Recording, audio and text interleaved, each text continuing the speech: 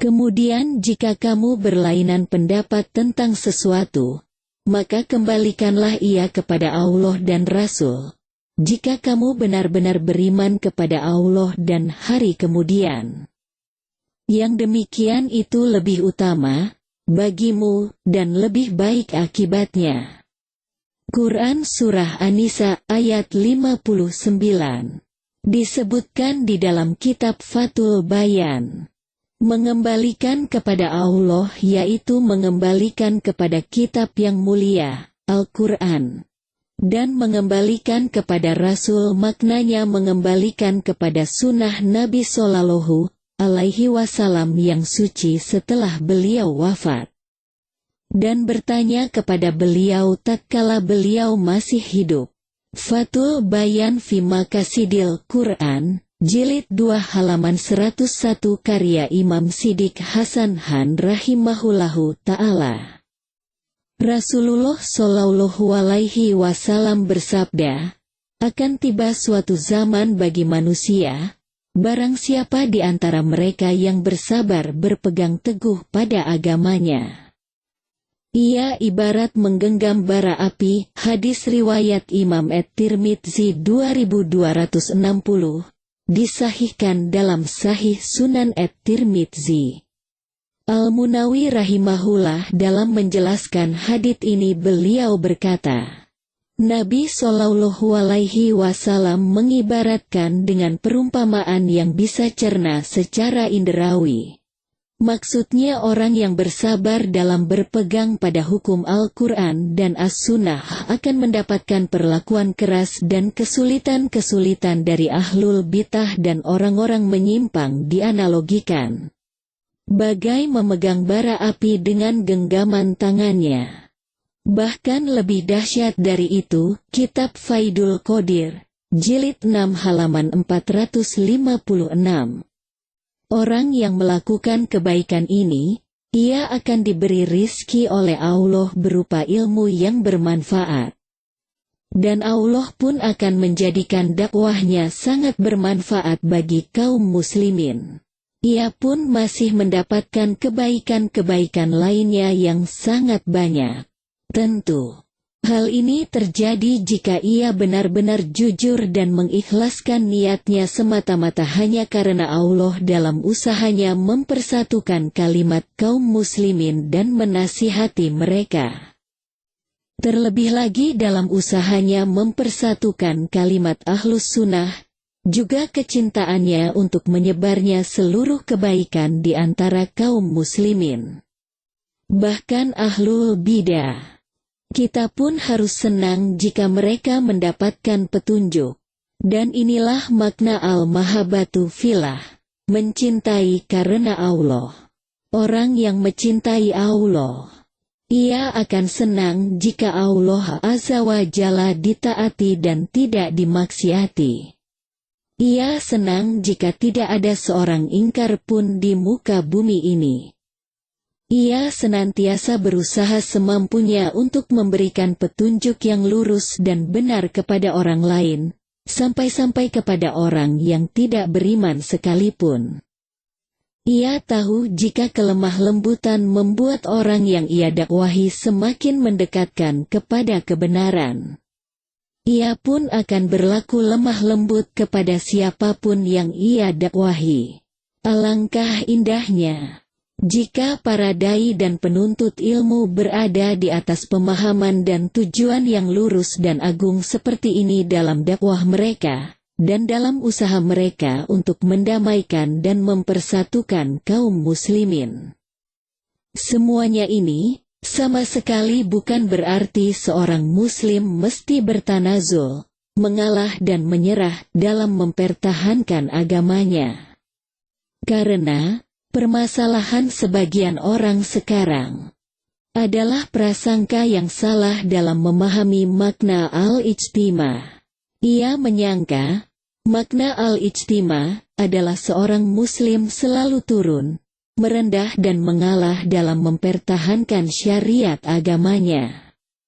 Tidak, bukan seperti ini. Betapapun dekatnya hubungan kekerabatan seseorang dengan orang yang ia dakwahi, dan betapapun tingginya ilmu seseorang, jika ia melakukan kesalahan, maka seorang muslim tidak boleh bermudahanah, mencari muka dengan mengorbankan agama demi kepentingan dunia, seraya berkata, kita adalah bersaudara. Tidak baik bagi kita untuk membicarakan masalah ini. Tidak, ini tidak boleh dilakukan. Persaudaraan sama sekali tidak menghalangi kita untuk saling menasihati dan saling menegur jika terdapat kesalahan di antara kita. Namun, dengan cara yang baik dan lemah lembut. Maka, kita harus memahami batasan-batasan permasalahan berkaitan dengan lafaz-lafaz syar'i ini. Kita harus mengetahui makna al-itisham bi kitabillah. Kita juga harus mengetahui makna al-ijtima. Al-ijtima, apa makna al-ijtima? Bukan makna al-ijtima, seperti yang dikira oleh ahlul bidah, yaitu bersatu dan berkumpul walaupun di atas kebatilan. Dan tidak boleh saling mengingkari sebagian kepada sebagian yang lain. Bukan pula makna al-itisham, jika setiap orang berpegang teguh dan bersikeras dengan sesuatu yang ada di dalam kepalanya. Lalu ia berkata, aku berpegang teguh dengan agama Allah, aku tidak peduli dengan siapapun yang menyelisihi aku. Bukan demikian, bahkan dirimu memiliki saudara-saudara yang menyertaimu dan bersama-sama denganmu dalam permasalahan, yang dirimu juga sama dengan mereka dalam hal kebaikan, ilmu dan keutamaan lainnya. Oleh karena itu, introspeksi dirimu. Dan hargailah mereka. Kemungkinan Anda yang salah. Dan ada kemungkinan juga orang lain yang salah. Tetapi, Anda harus tetap sabar dan bertahan dalam berdakwah dan bermuamalah. Kita memohon kepada Allah taufiknya, yakni, seorang dai lurus dan istiqomah, konsisten, di atas agamanya, baik untuk dirinya maupun orang lain, tatkala ia mendakwahinya. Berdakwah merupakan amal solih, bahkan, berdakwah merupakan salah satu amal solih yang paling utama, karena, dakwah merupakan perbuatan yang manfaatnya berpengaruh pada orang lain. Sebagaimana Allah Azza wa Jalla berfirman, siapakah yang lebih baik perkataannya daripada orang yang menyeru kepada Allah dan mengerjakan amal yang solih. Quran Surah Fussilat ayat 33. Maka, ad-dawatu ilallah merupakan salah satu amal solih yang paling utama. Nabi Shallallahu Alaihi Wasallam juga telah bersabda, orang yang menunjukkan orang lain kepada kebaikan, ia seperti pelaku kebaikan tersebut. Jadi, setiap orang yang menunjukkan orang lain kepada kebaikan, maka ia bagaikan pelaku kebaikan itu sendiri. Sehingga, semua orang yang berbuat baik dengan sebab dakwah seseorang, maka ia mendapatkan pahala seperti orang yang berbuat baik tersebut. Inilah makna al-itisham. Adapun makna al-ijtima, bersatu, berkumpul di atas agama Allah, maka terjadi pula sebagian muslimin yang salah dalam memahaminya.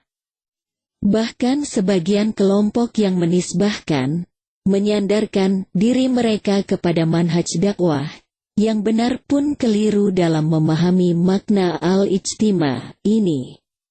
Sesungguhnya, apa pengertian al-ijtima ini? Al-ijtima adalah hendaknya tatkala seorang muslim berdakwah ilallah, mengamalkan amar ma'ruf nahi munkar, dan melaksanakan kewajiban-kewajiban yang Allah wajibkan atasnya.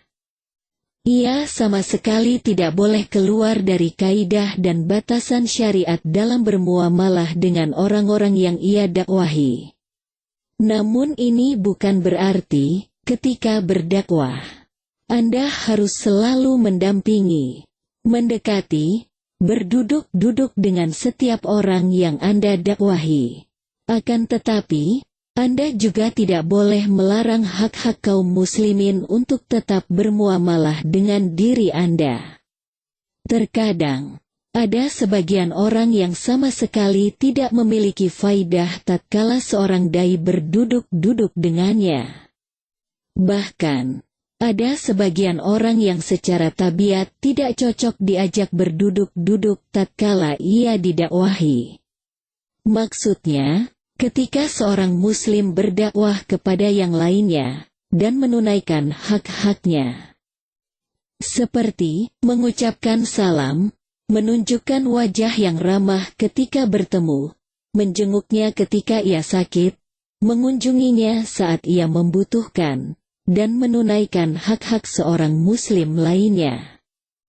Hal ini tidak mengharuskan seseorang yang berdakwah selalu mendampinginya, dan selalu berada bersama-sama dengannya.